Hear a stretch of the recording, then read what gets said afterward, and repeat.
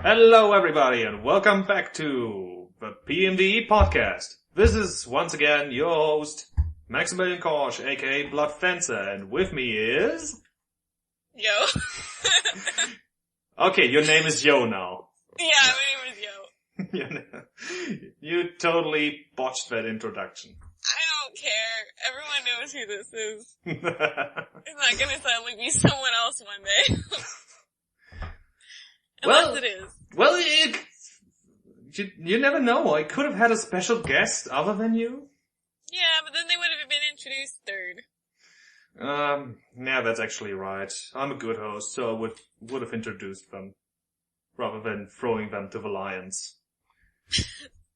But yeah, today we are hosting our first ever entirely live podcast. We're sitting here on the PK Art LiveStream channel, where PK is drawing some sweet Grand Cag doodles.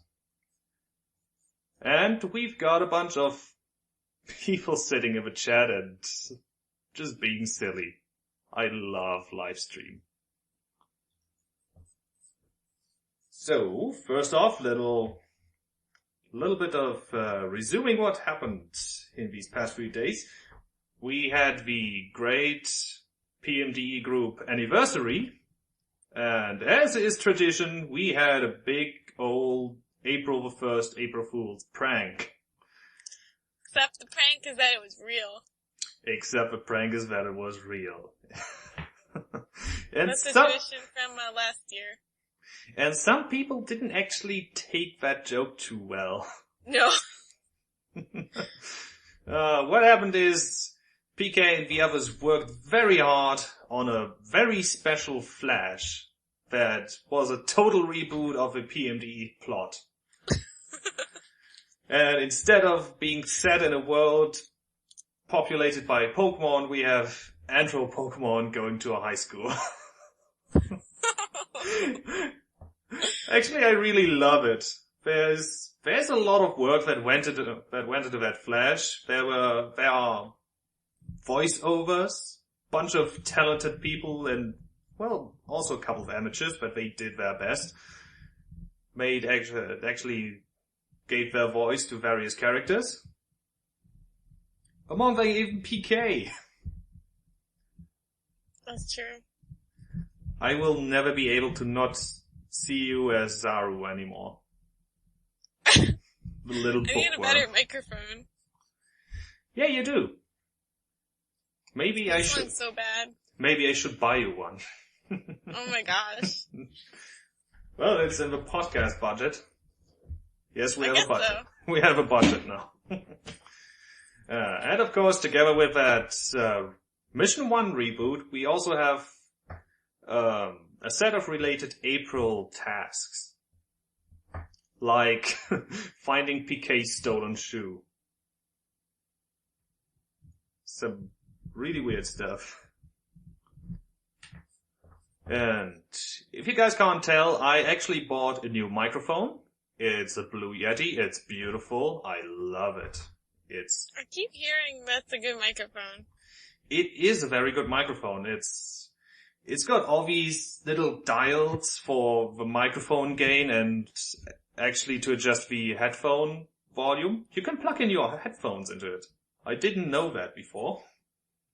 And it has this little dial where you can turn on different modes of of input, I guess. And depending on that's interesting. Yeah, depending on what you want to do with it, you can use one of these modes. And the one I have right now is actually specifically for voiceovers and podcasts and vocals.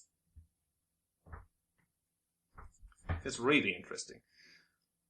And well, with a new microphone, I completely destroyed the way I used to record these podcasts. So I had to come up with something better, and I think that is for the best, because now we actually got some better quality recording things, I believe.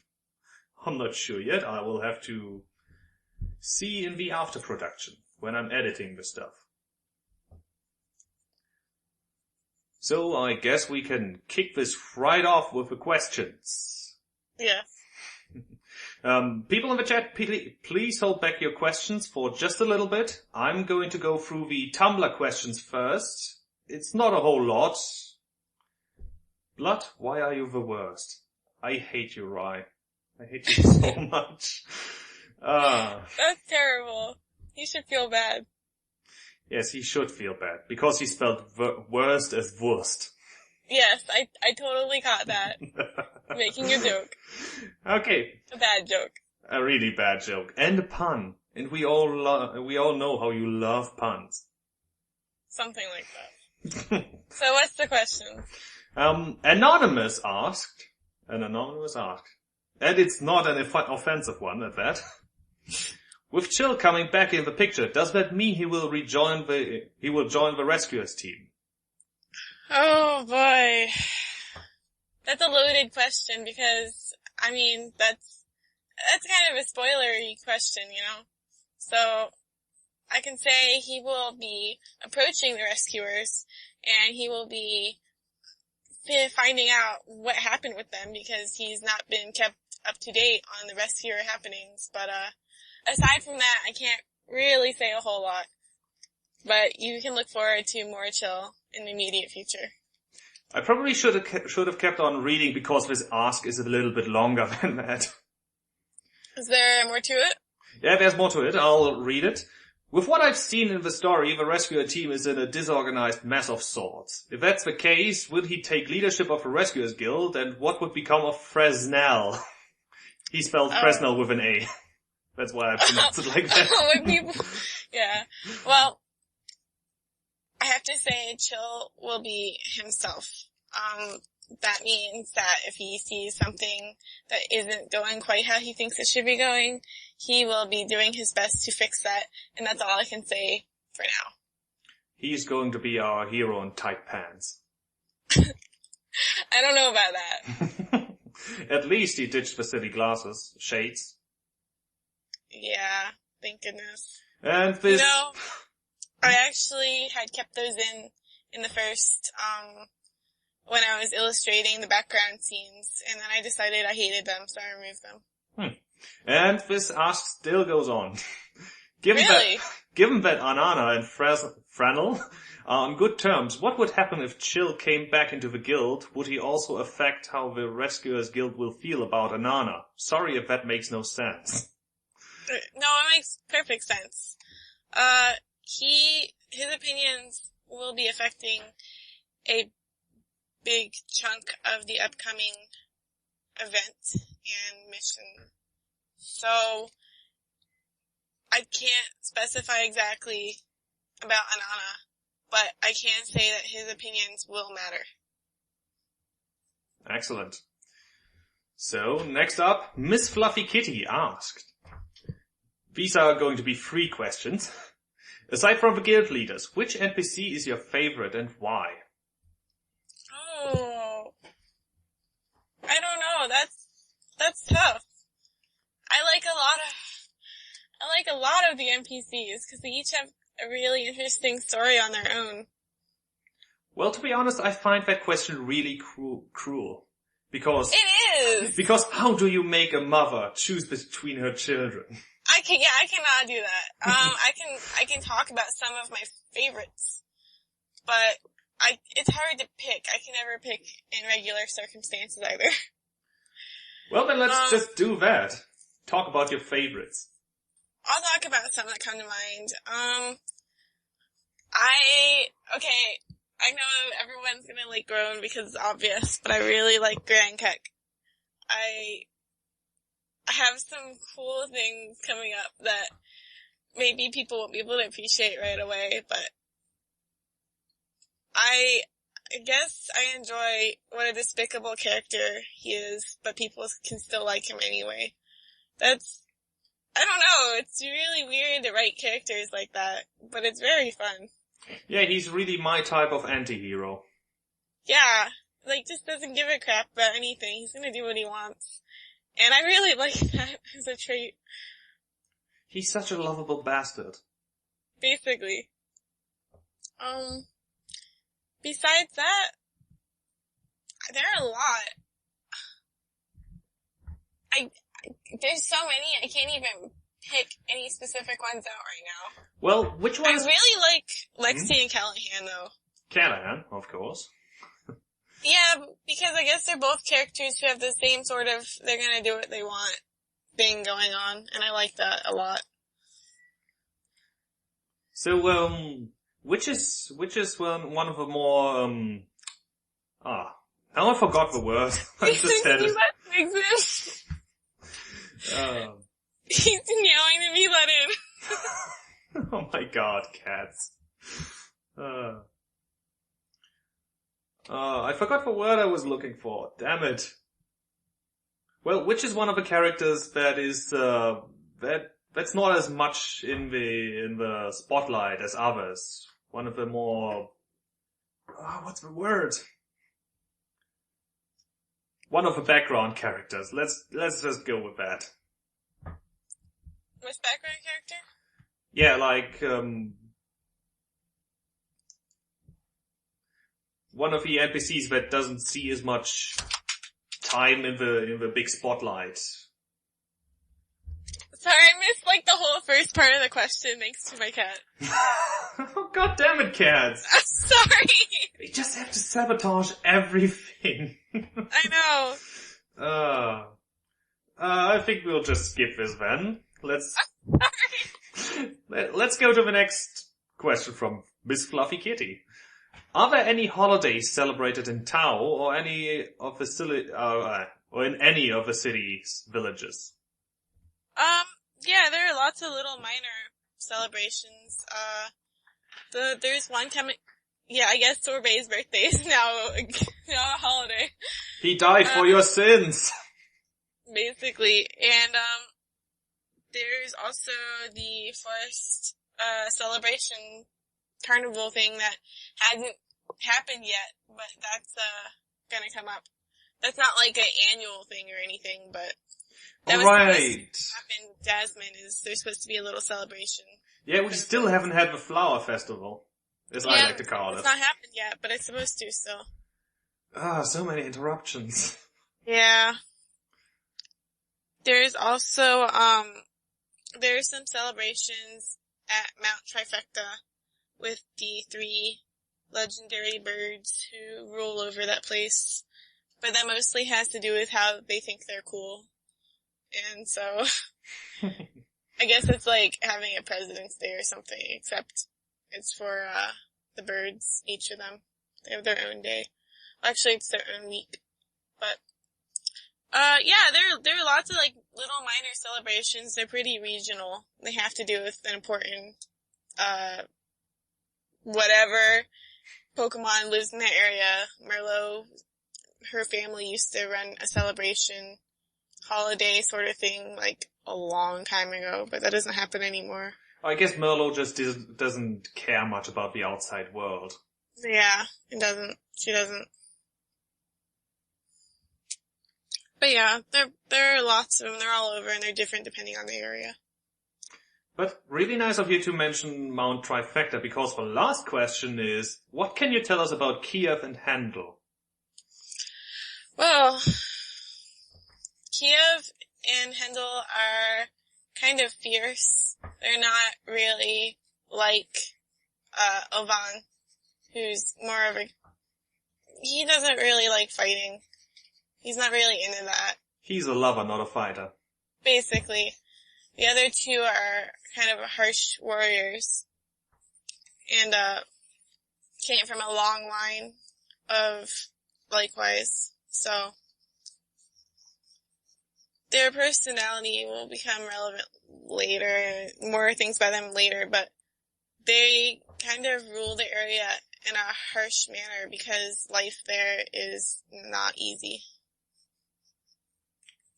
Well, when things aren't easy, you gotta have a strong hand, or strong claws, to keep the population in line. Yep. So it kinda makes sense. I guess that wraps that up, and Seol Du, I hope I pronounced that right, asked, Do you have any plans for the next arc? What about plans for an ending? Oh my goodness. I absolutely do have plans for another arc.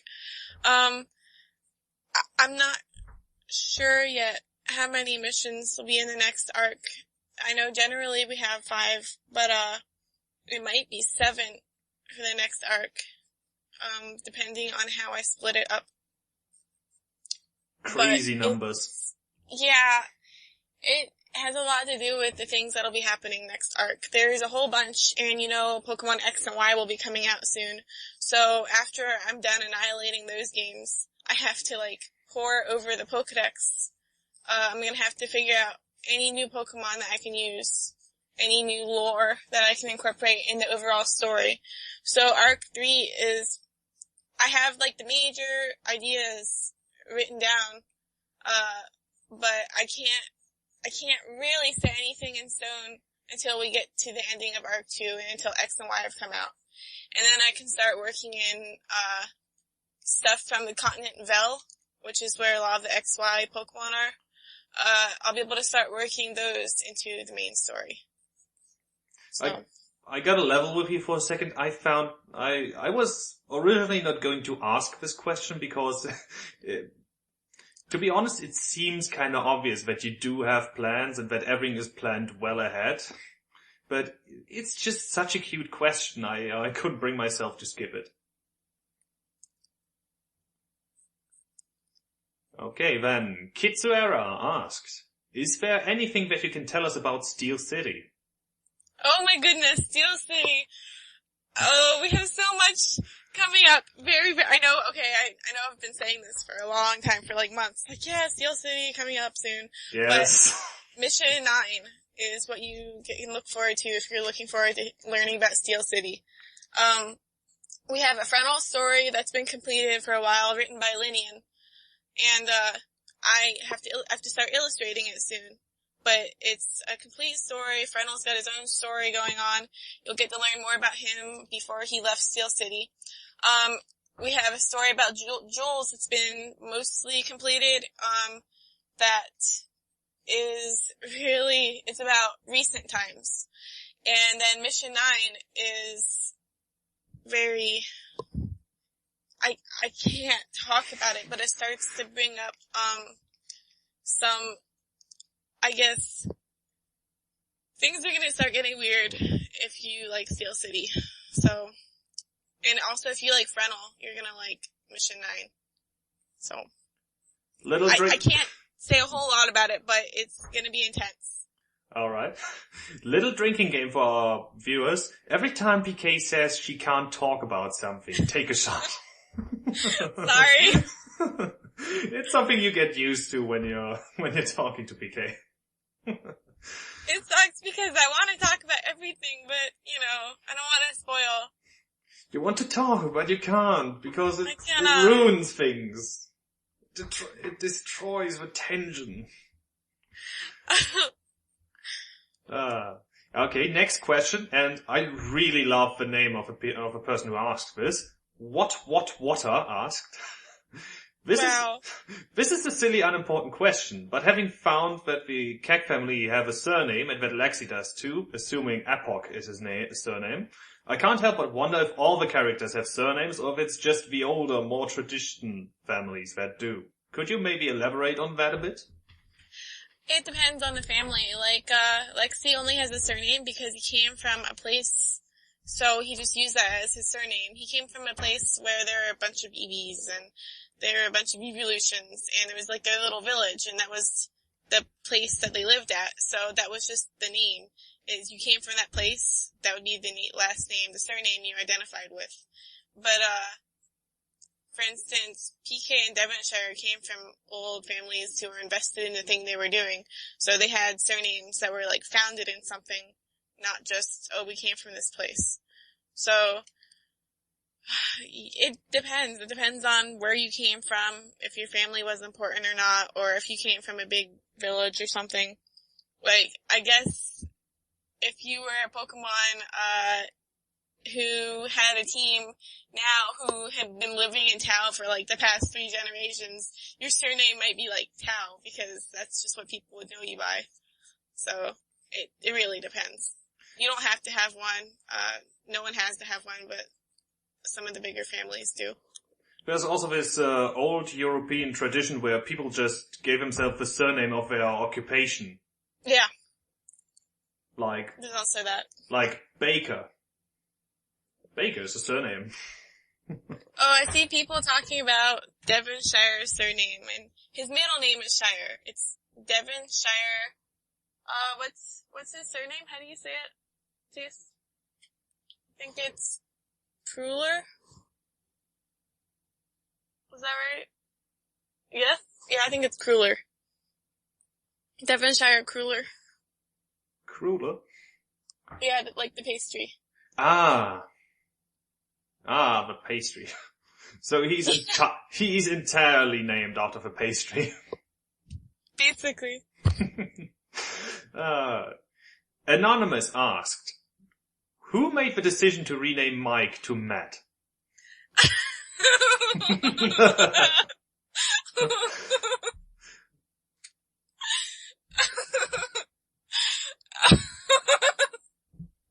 And she's just laughing.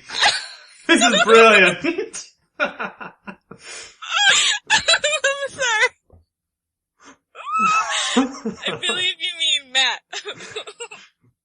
Yes, Matt. Well. Okay, next question. This is killing her. I had hoped for a reaction like that, but I didn't quite imagine it to be this good. Oh my god, this is all that I dreamed of and more. Another anonymous asked, Tao High was a bit confusing to me. I'm not sure if it's a joke or not, but I would love to see more. It's really funny and a lot of fun. If it's not, will we see more flashes of this universe? Well, there will be one more flash at least, because we have to wrap up the exciting conclusion to, do they make it to prom? It's very pressing. Everyone needs to know. Yes, the prom is super important, kids. There'll be an amazing song by Pengo.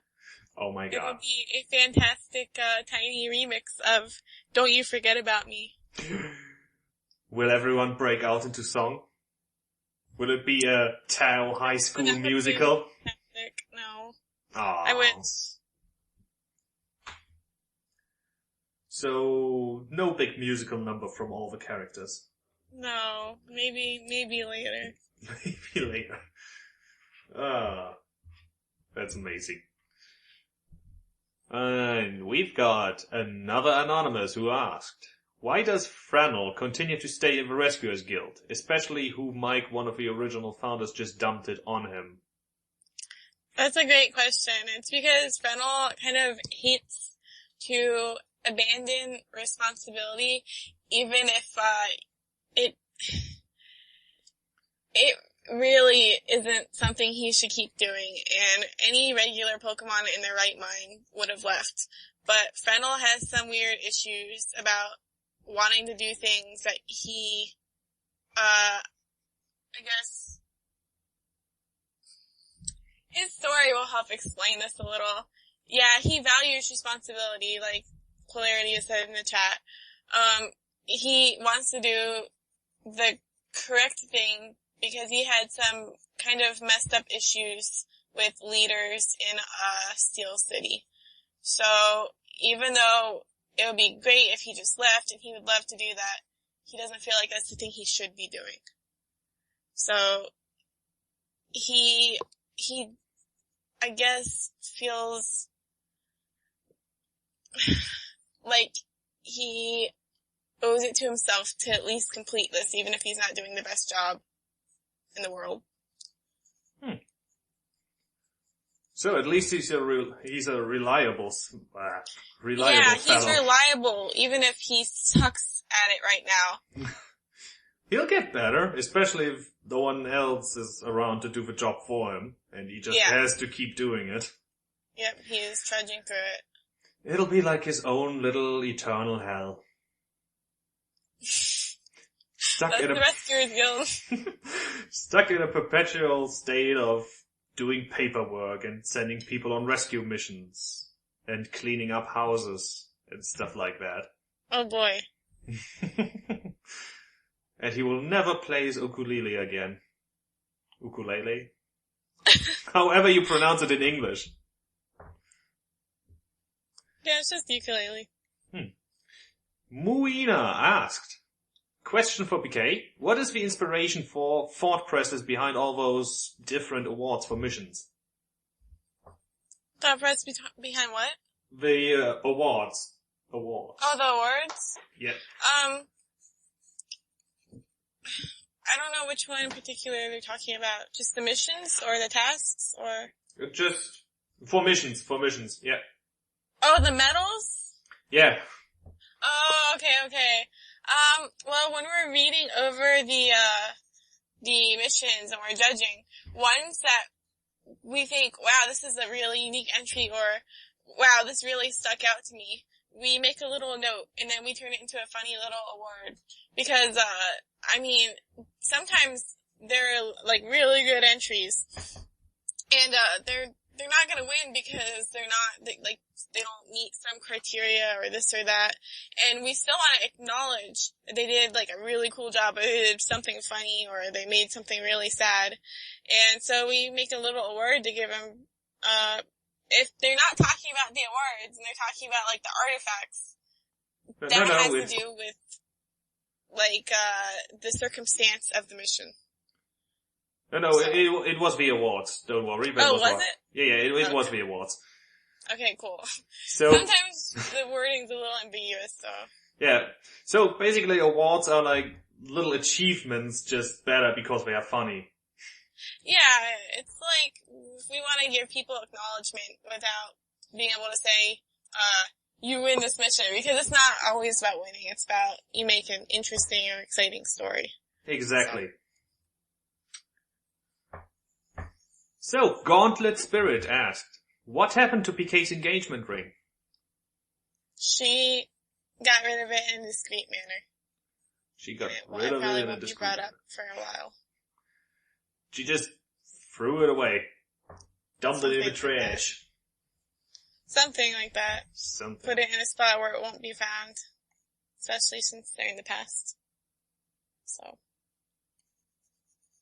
So, Destructor Lumi said, that sounds awesome. I'll ask, did PK do most of the work making the CAC family? How was the process of creating their personalities? What were the influences behind them? Are any of them based on real people?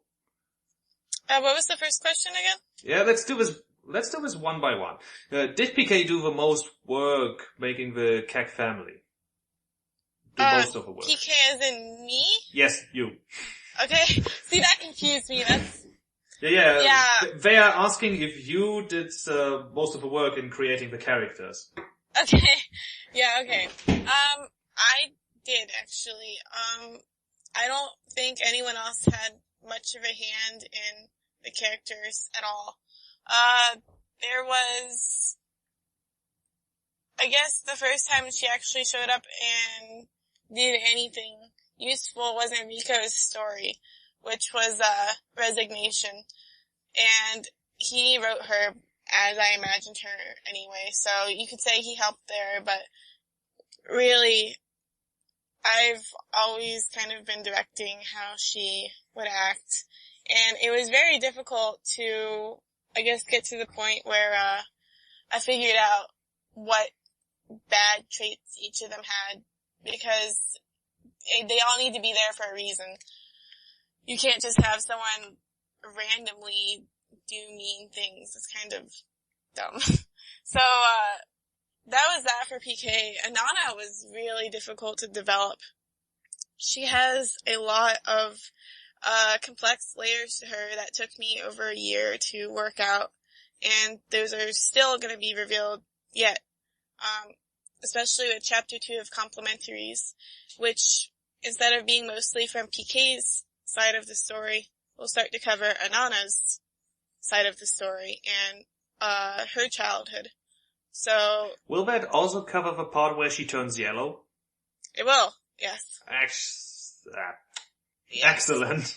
So, you'll finally find out what exactly happened the day she turned yellow, or figured out yellow was her color.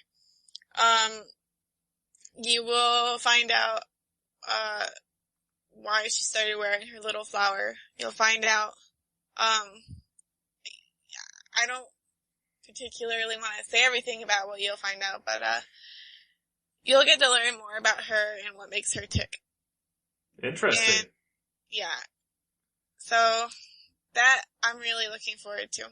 But it took a lot of thought, it took a lot of scrapping of ideas in order to, figure out what Inanna, was like and who she was. And her first appearance at the end of Mission 5, I guess it was Mission 6 prologue, I don't quite remember. It was one of those where, she had her little confrontation with PK. I know that left a bad taste in a lot of people's mouths about her, because her first appearance and she's really vile toward PK. And, that sucked for her, but that's how it was. And I'm hoping people will start to question what they think about her with the upcoming flashes and story parts.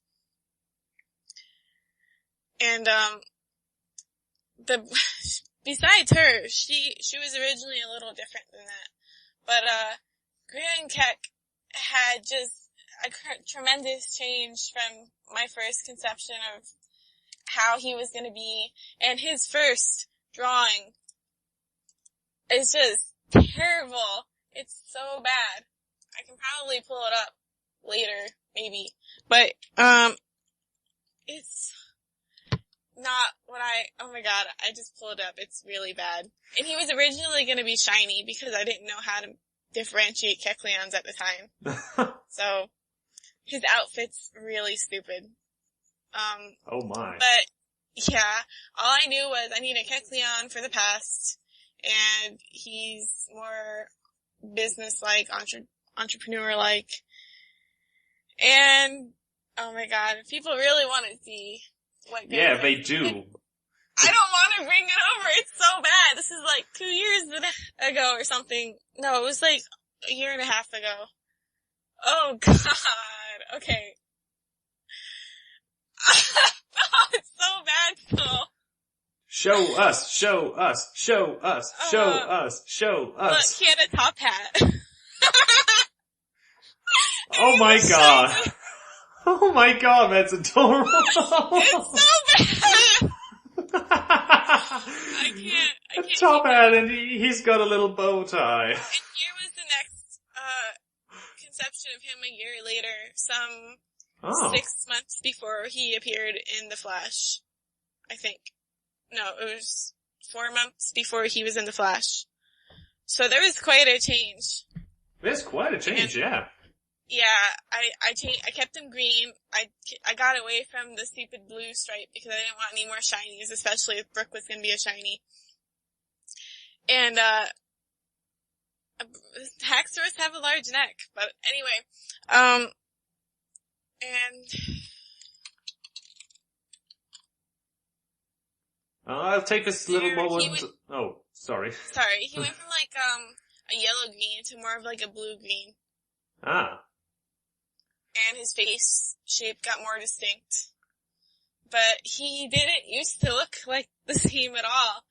As I started stylizing Kecleon, he became his own, character, I guess. And the way I drew him influenced the way his personality turned out. Which is weird that that happens. Let me take a short moment to remind people that this is the first time we're doing this live. So if you want to listen to any of the other podcasts, they are available on the website. Yeah. The link is, I don't know the link at the top of my head. We can post it later or just link you guys to the Tumblr. Yeah, we can do that. And I'll make sure to link to the drawings that were made during the stream as well. Exactly. Yeah, I can just put them up on the Tumblr once you're done. Yep.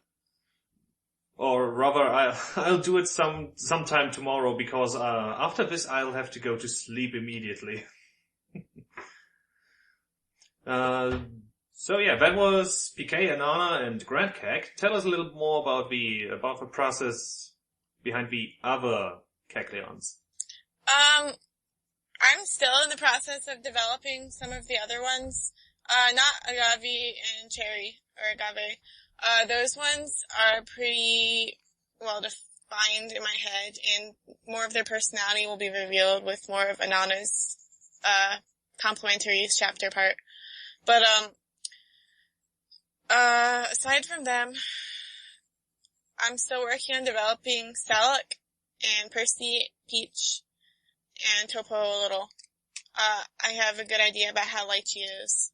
So, I guess she might be developed more as we go, but the Suns and Peach, it really helped a lot to sketch them out on bad movie night, having them react to movies, because I had an idea for them. I mean, I knew generally how they should be acting, but,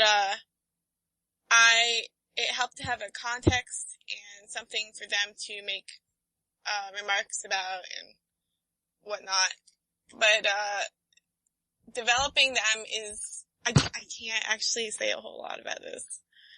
I'm sorry. Well, but, yeah, talking about them right now is something I can't do a whole lot of. Which is pretty interesting because we've been talking about Kecleons for about 10 minutes now.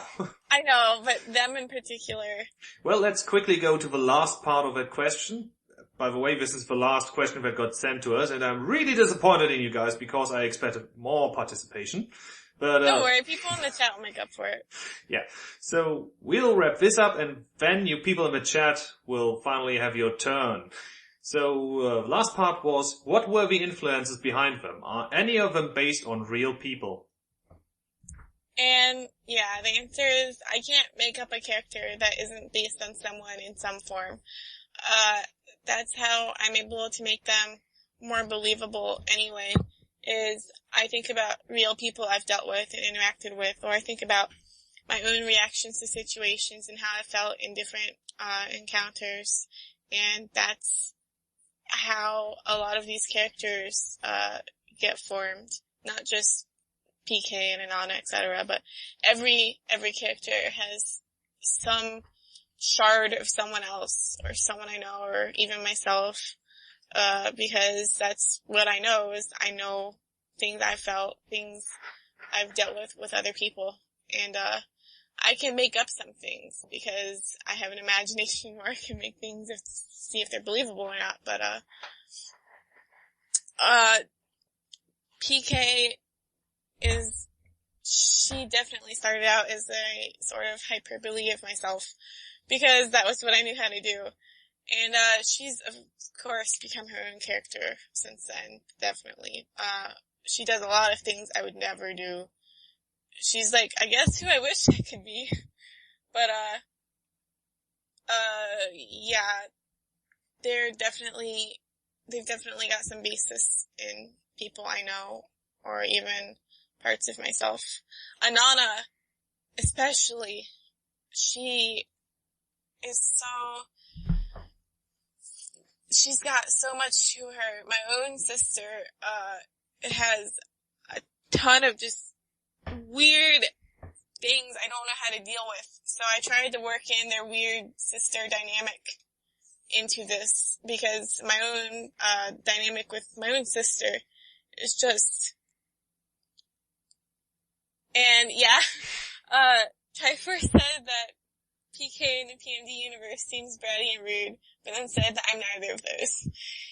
And I wish I could just be rude to everyone and tell people to go away when they drive me crazy, but I only do that if someone's a jerk. A real big jerk. PK does it whenever she feels like it, and I wish I could do that. But yeah, the dynamic between PK and her sister is definitely inspired by that of me and my own sister. Even if it's not really the same at all, the feeling is, I guess, taken from that. I try and capture, the feeling of interacting with a sibling from childhood. It's really unique for me, but I'm not sure if everyone feels like that exactly. I don't know. I'm sorry if this is a poor explanation. No, it's really fine. So if the Keck sisters are based on you and your sister, what about the parents? Yeah, they're very... People ask that sometimes, and I kind of move away from the answer because they're also extreme representations of my own family, and I don't want people to get the wrong idea about them or anything, but yeah, my family life was not the best, and I want to try and capture a rough family life, even if it seemed like things were okay for them. I mean, they were from a rich family, wow, that should make them happy and stuff, but it didn't. And I guess I wanted to write a little about problems they had despite what should have been a good circumstance for them. And I guess that's how I felt somewhat during my childhood, even though they're really different. But yeah, I drew inspiration from the parents for sure. Alright. So, we actually got sent another question to the Tumblr. Gaunty, just to let you know, you could have just put the question in the chat, but I'm going to let this one slide because it's a very interesting question she posted. Leafy is Ceylon's mother, I'm guessing. Is there going to be a whole life and death arc involving them further, or will we never see Ceylon again? Ceylon's intricately tied into the whole entire story. You can't get rid of him. He's an essential part of the story. Like, Ceylon is... You cannot have this story without him, I would say. So, you can't have this story without Leafy either. And I can't talk about who Leafy is at all. I cannot talk about any of that. But Ceylon's very, very important to this, and you will definitely hear about him in some form again.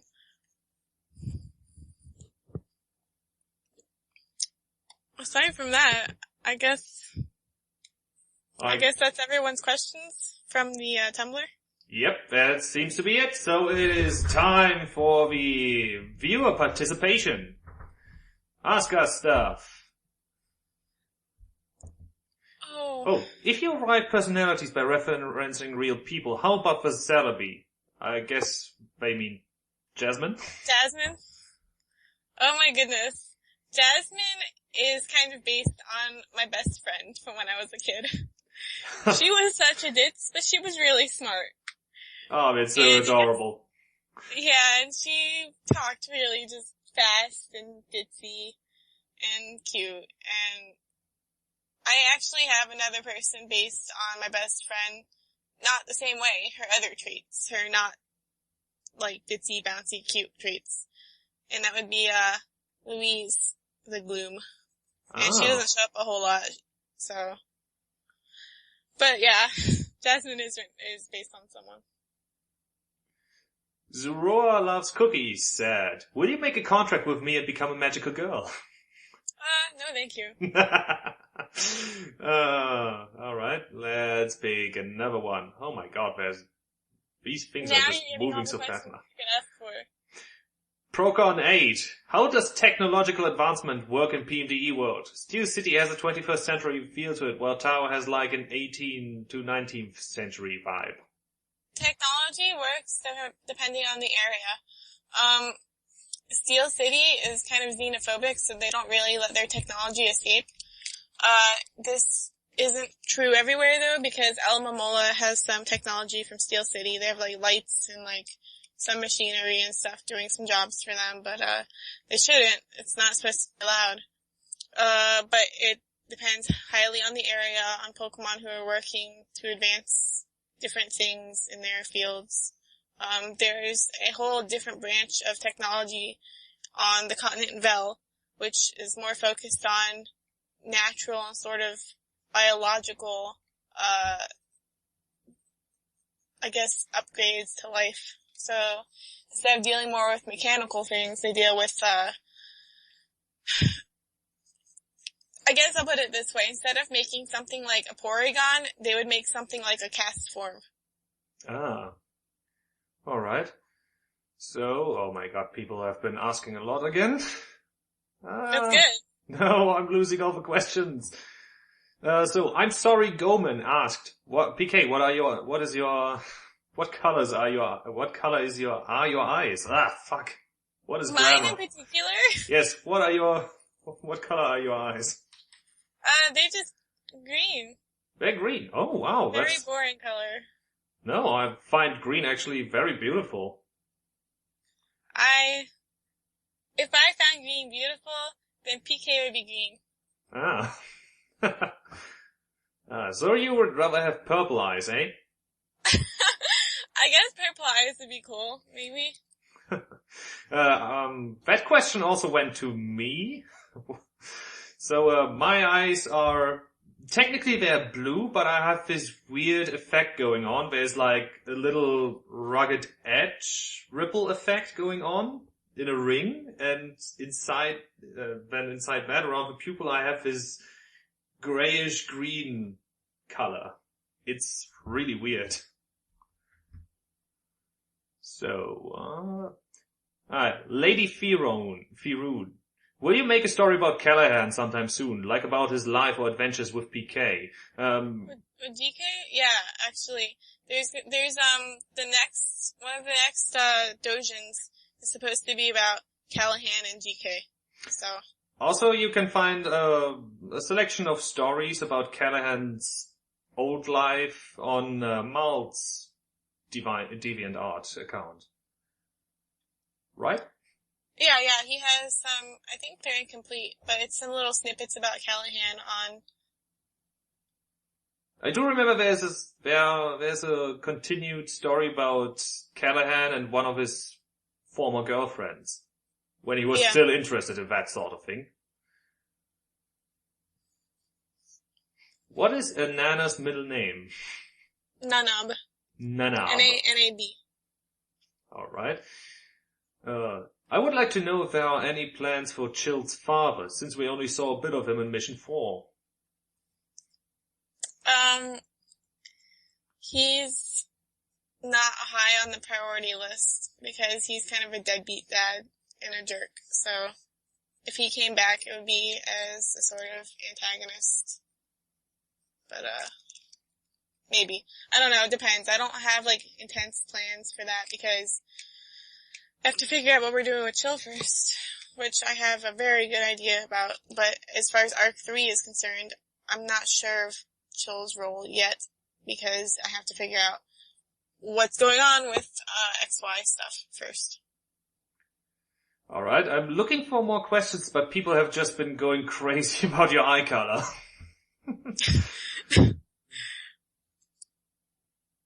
Okay, people are actually repeating their questions. The Pokemon from PK's Nuzlocke, are they in their own subplot, or is it just something that will be never brought up again? It won't matter a whole lot for the overall plot of PMDE, but it'll add another, level of, depth to their own story. They'll each sort of have, their moment where that they were dead at one point matters, and this will become apparent during, I think, Mission 11 for Fresnel. But, yeah, you'll see. Feather said, PK, will we learn more about the foreigners? Victor the Chespin, Lilim the Fennekin, and Raz the Froakie in Arc 3? Yes. You will find out that, Lilim is an artist, and we also have another artist in Tao, and it is Pal. And they both happen to speak the same language, so that'll come up eventually. English. Yes. And, aside from that, you will hear about the others, but they're not super important right now. They might show up a little bit in Mission 9, but aside from that, their importance won't really happen until Arc 2, or Arc 3, sorry. Alright. Omte asked, have you ever taken a story-making class or the like that has helped you develop your stories in the long run? No, I actually haven't. I have taken no writing, whatever classes, nothing like that. All I had was basic, like, English classes in school. I wasn't really interested in story stuff so much until PMDE. I mean, I was, but I didn't have anything to apply it to. So my stories were really dull before I started figuring out how storytelling actually worked, and then I got more interested into it. Procon8 asked, do you think there will ever be a political rift between eating other sentient Pokemon? I know how you said those out of town are fair game. I'm not sure if there'll be one in Tau itself, but that'll be a subject in Alamomola at some point in time. Alright. Miss Combob. Oh man, these names sometimes. How will X and Y fit in? Won't it be weird if suddenly a bunch of new Pokemon appear?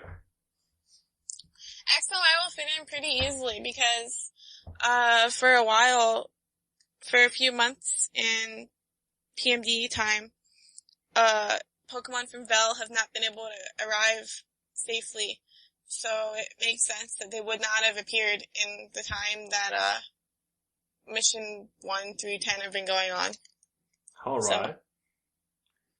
So. That sounds logical. So this one's from Sangod. I'm not sure if this has been asked before, but how big is the continent of Tau if we were to compare it to a continent on Earth?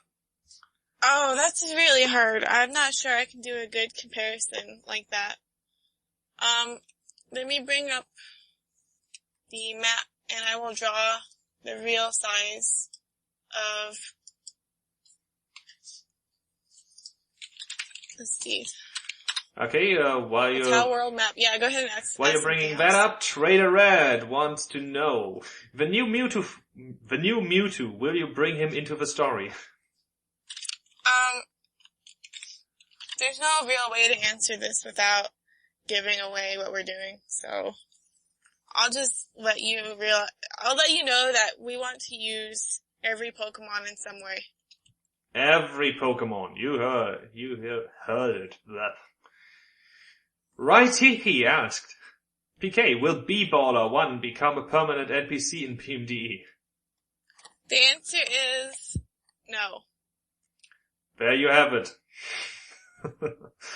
What's the, Aurelius DX. What's the whole story behind getting Duke Nukem on for the Flash? Alright, this is about John St. John. We just went to his website and found out that he could be paid to do stuff, so we paid him to do lines for Sorbet. Oh, it's actually that easy, huh? Yeah, it's very easy. I have to say I was really flabbergasted when I realized that it was him, and I was like, oh my god, I worked in a Flash with John St. John. And the fucker got paid for it. Well, we really wanted to have Duke Nukem's voice. Well, it is the perfect voice for Sorbet. Perfect, yes. It's like, oh man, the voice gives me orgasms. I mean... Wow. I totally mean what I just said. Ooh. I have the map about doodled. It kinda looks like Australia.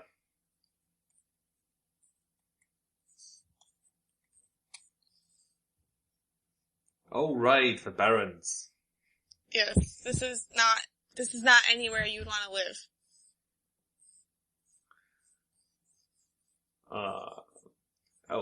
Oh no, the question is disappearing again. No, stop asking, there's too much scrolling. Another one from Lady Fyroon. Is there going to be any new legendaries introduced to the PMDE? God damn it! stories, such as Victini. I think there already is a Victini, isn't there? Well, as I answered a bit ago, we want to use all of the Pokemon eventually, so yes, legendaries will be introduced. Alright, this one is a tough one from Sapphire Luna. If Kecleon did not exist, which Pokemon would PK and Nana be? Oh my goodness. That's hard. I honestly did not have a favorite Pokemon before Kecleon came out. I had a bunch, I was like, these are cool, I like Pokemon, but I never had a favorite. I couldn't pick. I just liked a bunch, but none stood out to me as my favorite. I liked Smeargle a lot. Smeargle was cool because, well, it's an artist, and I think that's the standard Pokemon a lot of artists like. But, aside from that, I liked Larvitar and Togepi. Oh my god, So, Larvitar. I love you. Larvitar was one of my top favorites. Larvitar is my absolute favorite, as you probably know because I keep making it. I might have done something like a Togetic, or like a Larvitar, or a Smeargle or something. But, I don't know. That would have been weird, but yeah.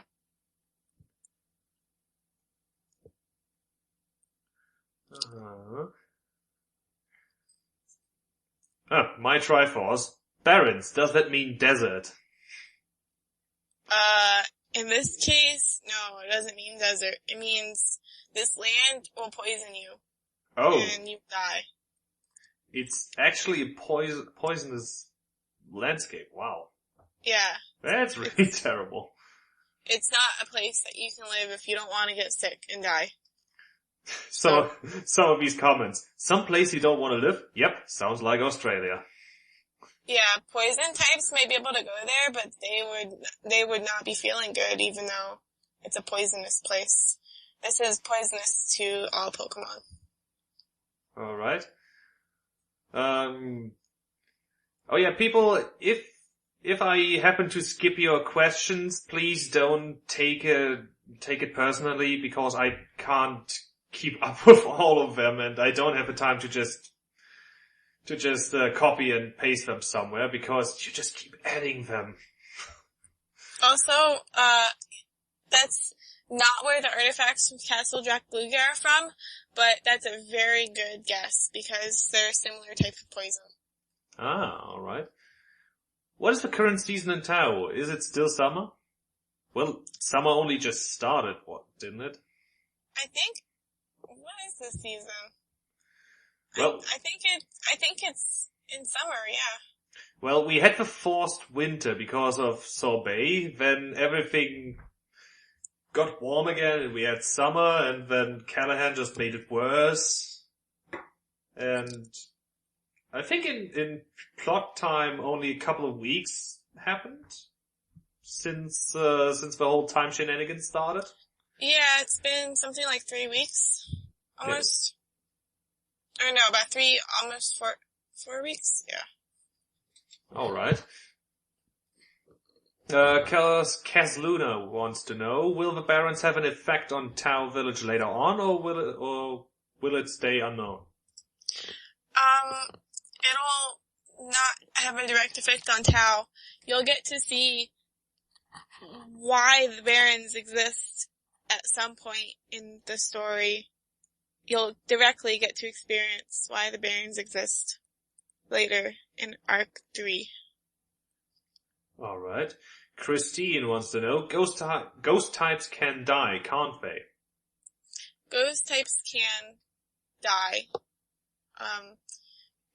They will go to the same place that all the other Pokemon go when they die. Which is? I can't. You can't. Go to the place they go to when they die. You just can't. You lost your ability to can. They will go to Leafy's realm.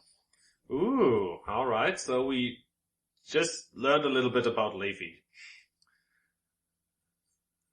Very well played. Sandgod. Oh, interesting. So there is a place to the north of the Sandsong Desert. There is. It is, It's a place Callahan has been to. It's where he lived for a while. It's not something that'll come up in our story in the immediate future. Probably in Arc 3, because that's when I have to expand the map, because, we're getting a lot of stuff that's gonna happen in Arc 3 where Tau is not the only important place anymore. And Shika wants to know, I want to ask if Rupement Ovaltine will develop even more anytime soon. Soon, not particularly, but, eventually, Ruben's story will come out. Here, in addition to the ghost type question before from Screamer Jinx, what about ghost types that have been Pokemon beforehand, like Devon? I assume it's the same for them. Yeah, it's the same for them. They can also be sent back to where they go, to where they. All Pokemon go to heaven. Something like that. And Luna again, estimated how old is Callahan? Also, what is the time period of the game? Is it in our time or something different? Callahan's, I think, like 250 or so? 350? Oh, 350. And, the time period? I don't know what that means exactly. Yeah, I'm not sure. It's not really relevant though. Yeah, I would guess that the plot of PMD has its own little timeline and that they have their own time periods and stuff. Yeah.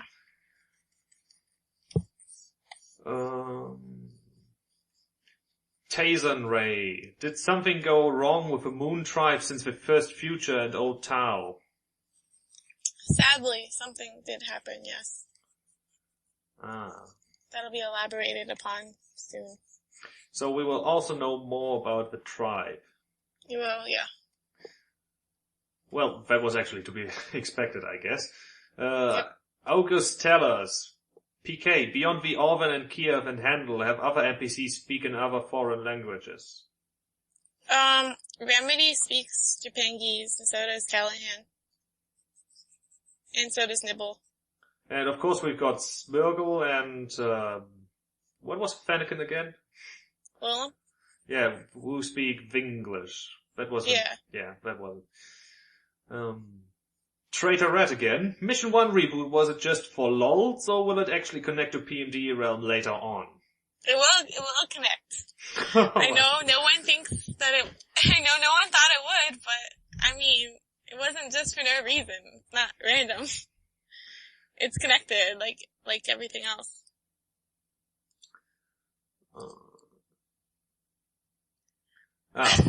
My Triforce, can you tell us anything about Gleam and Nemon, however you pronounce it. Nemon. They are really interesting to me, especially character designs. Part 2 of this question was, what was it like to come up with the Zoroark designs? Oh, okay. So I guess I will pull up their art real quick so I can make doodles of them. Which I was trying to do already, but,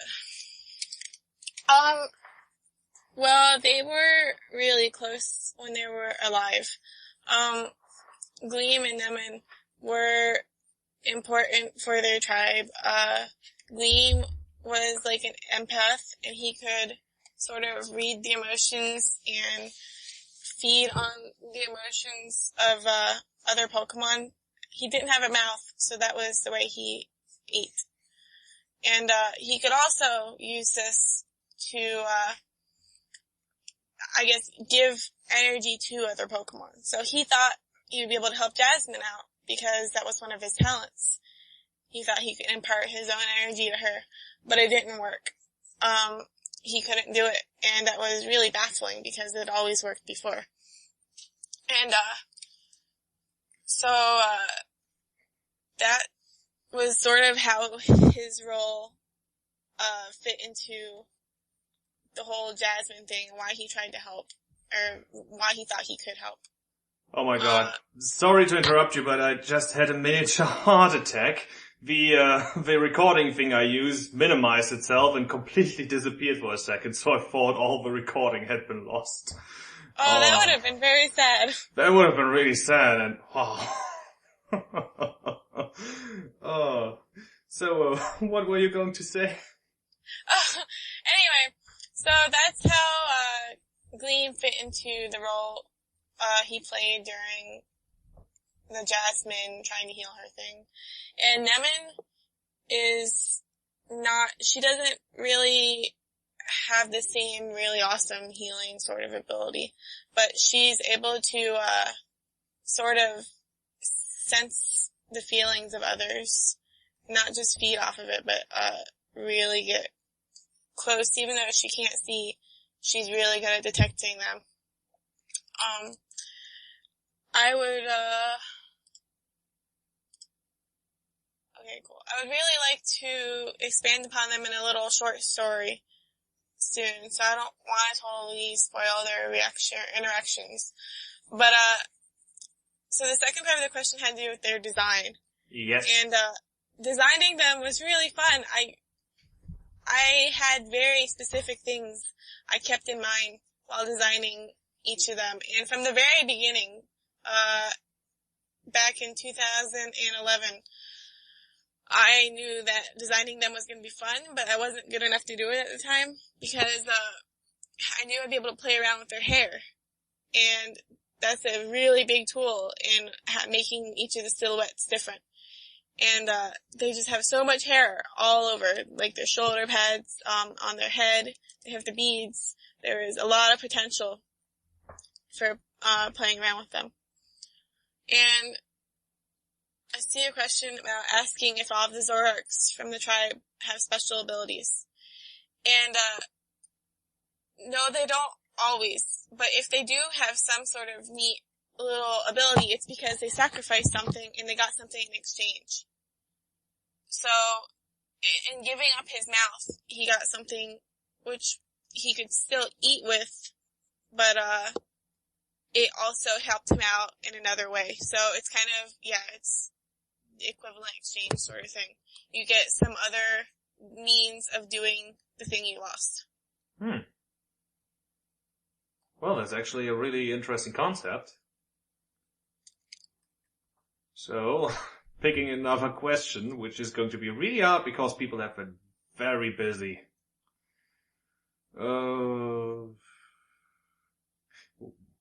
Melon breads. Why was Jasmine's illness so hard to fix? Oh boy. Well, she shouldn't be alive. What happened to her wasn't really an illness, but it was sort of, breaking down her body. There was the item that, Shade had. It was the red chain. And if you'll recall, in the concept from the red chain is from, Pokemon Diamond and Pearl. And, it inhibits space and time movement. So Jasmine acting despite that was really terrible on her health. And, the shock from it should have killed her. She shouldn't have been able to do that. And that's why she should have died. And, why the red chain exists in this current PMD story, I really cannot talk about without spoiling a bunch of stuff. So I'll just say that there's a good reason it exists. And we'll eventually go over it. Blubbles wants to know, wait, so do all Zoroarks of a tribe have special abilities? Yeah, I went over that a little. Oh, yeah. Oh, right, yeah, I'm sorry, I'm a bit distracted with keeping up with everything. Yeah, so. Sandgod, on the subject of blood, was there a reason why it had to be the skin? Yes. Blot is really, you'll get to hear more about Blot soon, actually, if you are, following the next flashes. Blot will make an appearance if you're excited and see him again. So, I guess be excited for the past epilogue because Blot shows up and you'll get to learn what happened exactly with him and, his skin. Aurelis DX. PK, I am relatively new to the PMDE and would like to know where to get a good start with the plot. Where should I begin? Probably at the start.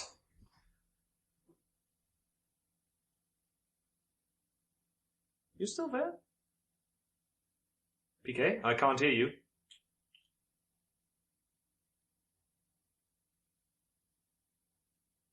Uh-oh. Yeah, looks like your thing pinged out. Yeah, I think I'm really sorry, guys. This is my fault. It seems I lost connection for a second. Whatever, it's no problem. Yeah. Whatever, it's no problem. Yeah. Huh, that's weird. I just had some. That's weird. I just had some. What the hell? What the hell? I'm suddenly having some weird feedback loop or something. Oh, it was because the stream unmuted. That confused me for a second. Alright, so apparently my entire internet cut out for a second. We're still recording and everything, so I could just cut that out. I could just edit that out, because I'm a whiz. What were you about to say before my internet cut out? I have no idea. You have no... Oh my god, this is... You have some new questions. Can you guys repost your questions really quick because I lost the entire chat? Alright, so Miscom Bob. Are Pokemon less accepting of some others? Example, Joltik's size. I think it depends on the species of Pokemon and of, the particular Pokemon you're talking about. There are some places where there is obvious discrimination and bias against other Pokemon. Like, Gambitville, they don't like,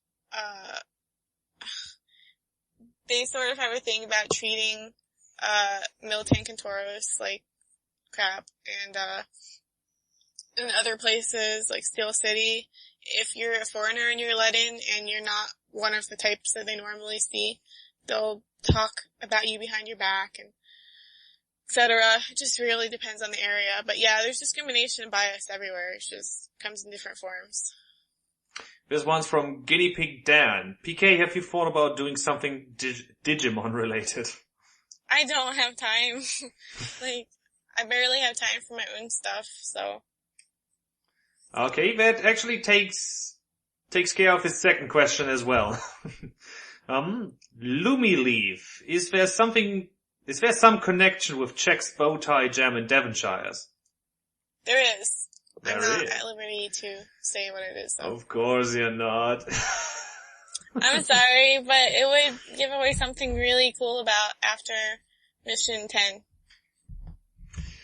Matthew RYF, what are your thoughts on someone using a 3D animation program such as Source Filmmaker to animate their entries for missions, events, etc.? You'd have to do it really well. I don't want it to just kind of be like editing sprites and pasting sprites and stuff. If you can show me that you put a lot of work into rigging things and you have like an actual well done entry, then we could see about it. But if you haven't modeled any of the things yourself and you're just rigging them and it's not particularly well done, I'm not sure that would totally qualify for our mission. Alright. Iruti wants to know, will we learn more about the origin seed and the wish made on it? About what in particular? The origin seed and the wish made on it. I don't really know what she's referring to. Yeah, I'm not totally sure about that. Nothing's coming to my mind. I don't know if I'm just like having a brain fart or something or what. Sorry. Wait, I'm laughing about something else. Gonti asks, here's one. How about doing a spoiler stream sometime where you actually can answer those questions? No, that would be terrible. That would ruin like a bunch of the story. Nice try, but no. Do you know how close people come to, like, guessing almost the correct thread sometimes? I have to say nothing. Tahunga. Oh god, these names. What things are you excited for in regards to the Grand Keg game you may make in the future? Oh, a lot. That's gonna reveal, like, a whole bunch of his personal story near the end, and also a story about the Dark Moon clan and stuff. And, I'm really excited about it. There's so many interesting little details we're gonna put in. Aside from that, I probably will post, like, updates of, like, screenshots and, like, concept design art for it and stuff. I want to work on it this month because there's a lot of really interesting things for it. But, yep. So, someone tried to clarify what was meant with the origin seed thing. It was the red rock that Rhodes encountered in the Mission 7 Flash? Oh, that! Yeah, of course that'll be mentioned later. That's for Arc 3. That's like Arc 3 material. Ah, alright. Sorry, that was, like, not in my mind at all. I was like, origin seed. That just makes me think, what are we talking about? Is that Arc 2? No. Sorry, but yeah, that's Arc 3 material. Kaz Luna again. How many Dujin are you thinking of making for PMDE, Miss PK? At least 2 or 3 more.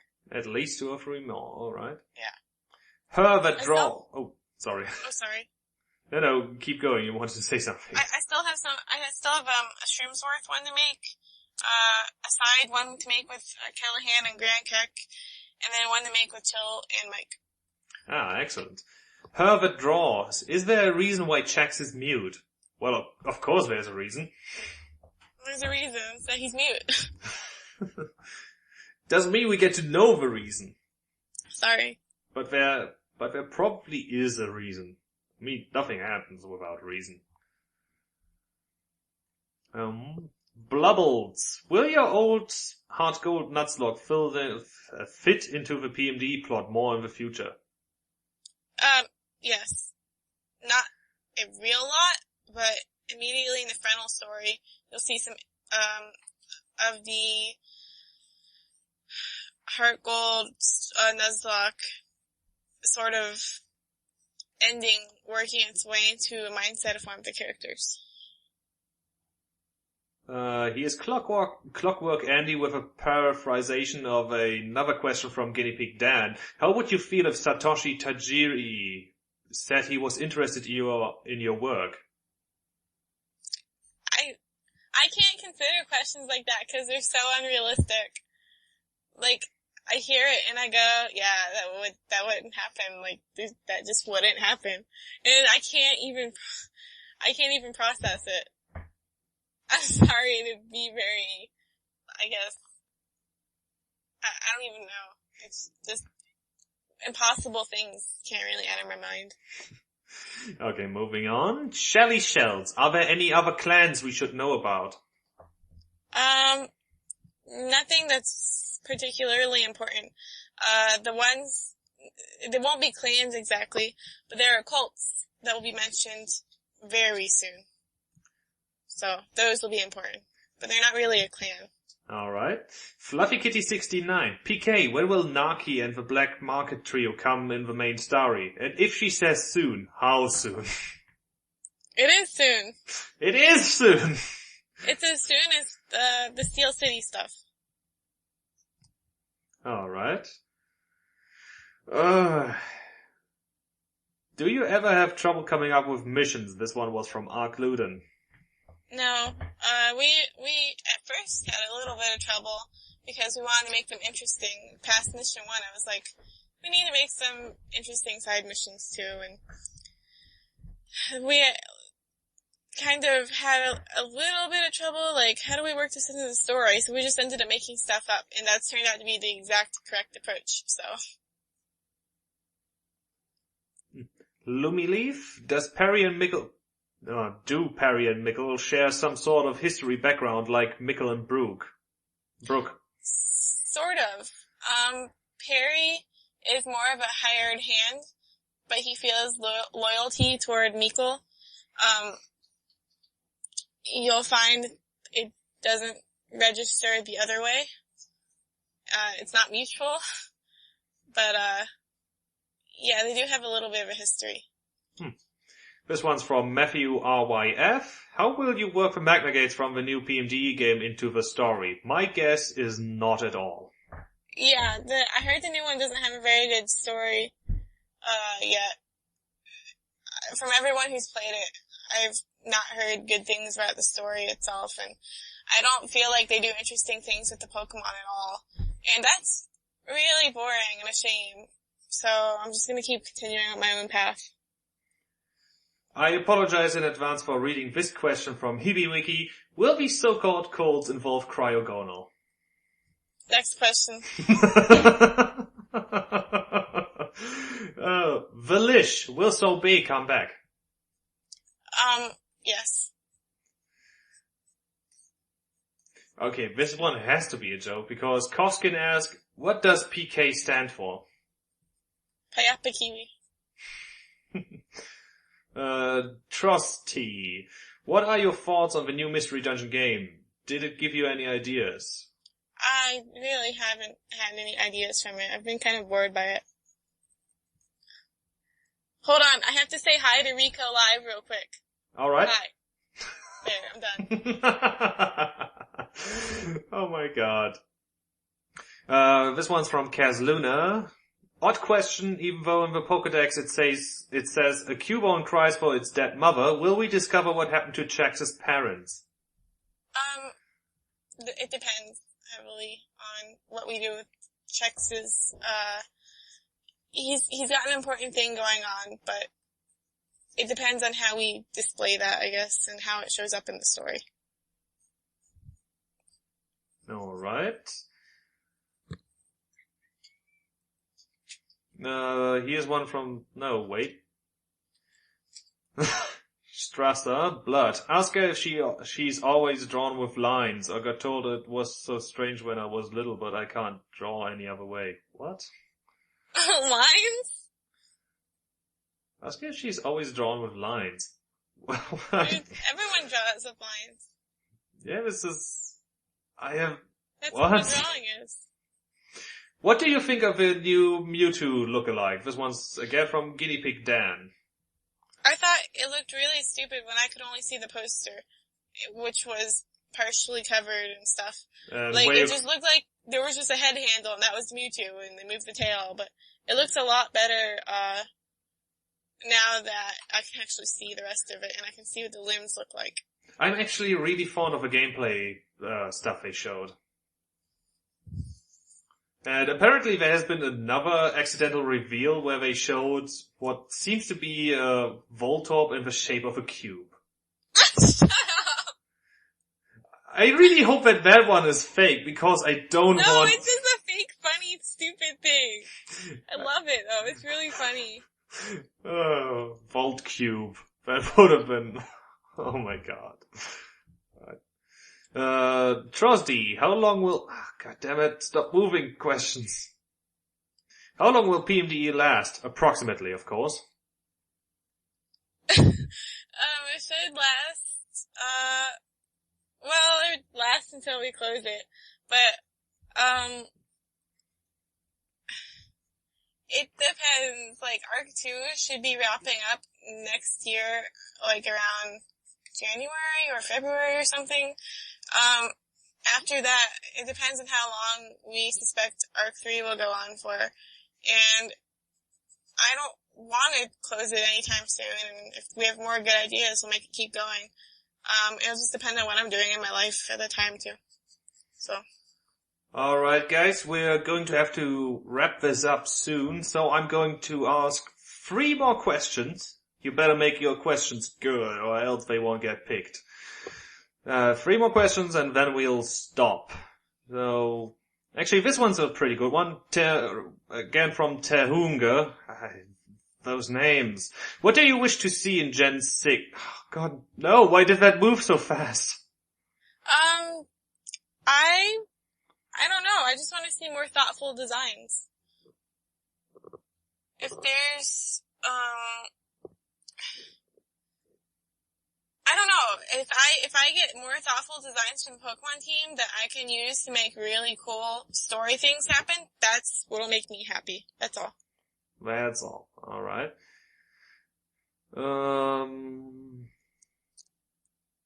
Oh, apparently Fluffy is telling me that there are some questions on the journal announcing this, but we can't really check that one.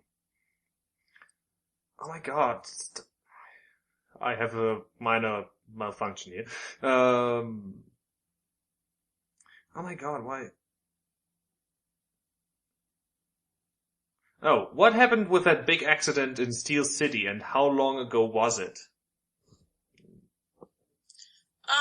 It was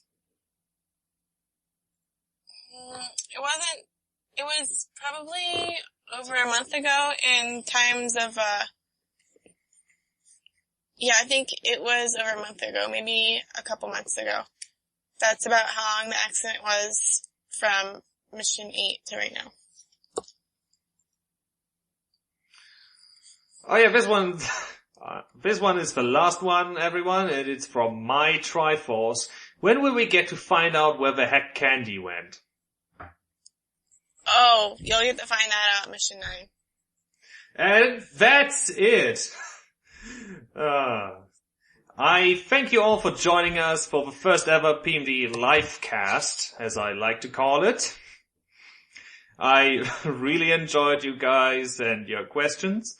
We hope to do this again sometime soon. Yeah, this would be fun to do again. As long as people send in questions, we can do another live thing, maybe every other weekend or something. Yeah, so as soon as we stop this, I'm going to bed, then I'll have to do some stuff tomorrow, and then I'll get to editing, and you guys can enjoy the sound, at least the sound file of a podcast, and we'll post the doodles on the Tumblr. Yeah, I'll post them. I have to run to the paint store actually to pick up some watercolors, but I'll post the doodles and stuff when I get back. Alright, so thank you once more for joining me in the podcast. Yep, thanks everyone. See you next time we do this. Bye, PK. See ya.